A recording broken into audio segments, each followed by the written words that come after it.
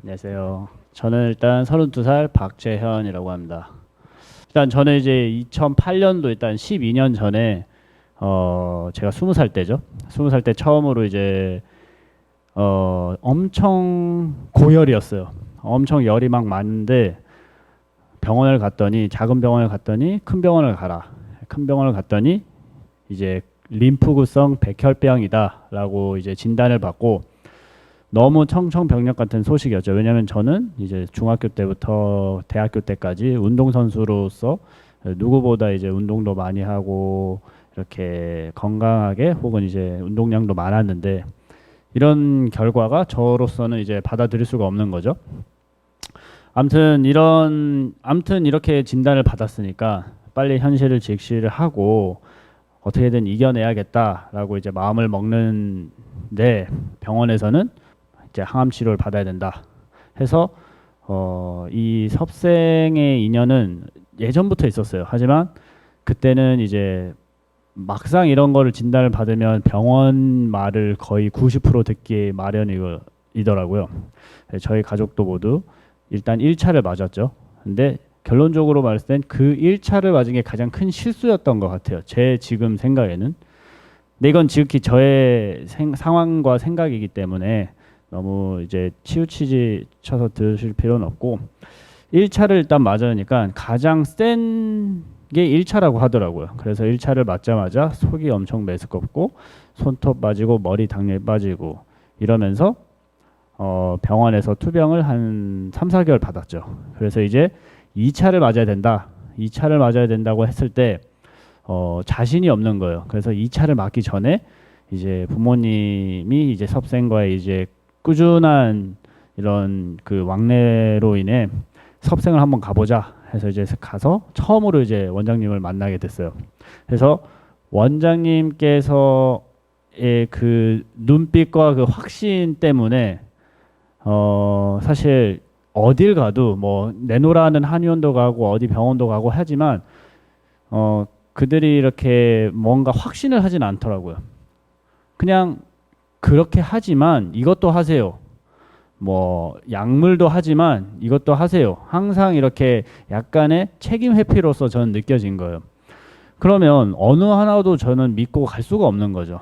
그래서 병원에서는 이 차를 안 맞는다고 하니까 그러면 잘못될 수 있다. 그리고 이제 섭생에 왔을 때는 맞는 것보다 안 맞는 게 낫다. 근데 저는 결정이 확신이 드는 쪽으로 그냥 결정을 했어요. 그래서 결국은 2차를 안 맞고 병원을 나오고 뭐 산속이나 예를 들어 뭐 이런 경주 고향이나 이렇게 내려가서 식이요법을 1년 동안 거의 엄청 혹독하게 시작을 했죠. 제 체질에 맞게 이제 뭐 고기 부분부터 해가지고 녹즙, 아가리쿠스, 효소, 디톡솔 이런 거를 이제 거의 99% 지키면서 저와의 싸움이 시작된 거예요. 그렇게 해서 1년을 정확하게 하니까 이제 몸에 대한 반응이 이제 오는 거죠. 아무튼 이렇게 해서 1년이 지나서 다 아무 증상이 없는 거죠. 아무렇지 않은 거죠. 그렇게 해서 병원을 갔어요. 그래서 병원에 가서 이제 검진을 받기 전에 이제 원장님께서 병원에 가면 아마 그들은 기적이라고 말을 할 것이다 라고 했더니 아니나 다를까 병원에서 모든 검사 수치가 정상보다 더 높게 나온 거죠. 그래서 그때 저에게 3개월 판정을 했던 의사가 도대체 어떻게 했냐, 어떻게 했냐 했던 기억이 나요. 그래서 그때부터 저는 사실 이제 지금까지도 약간 현대 의학에 대한 약간의 그런 구멍, 허점이 있다라고 생각이 드는 거죠. 그래서 말씀하신 것처럼 항상 원장님께서 이제 원인을 치료하지 못하면 그 해결책이 없다라고 하는데 항상 병원에서도 원인이 뭐냐고 했을 때 이 백혈병의 원인은 몰라요. 그러면 모르는 원인을 모르는데 어떻게 치료를 하냐? 그들은 그냥 이제 매뉴얼대로 치료를 하는 것뿐이겠죠.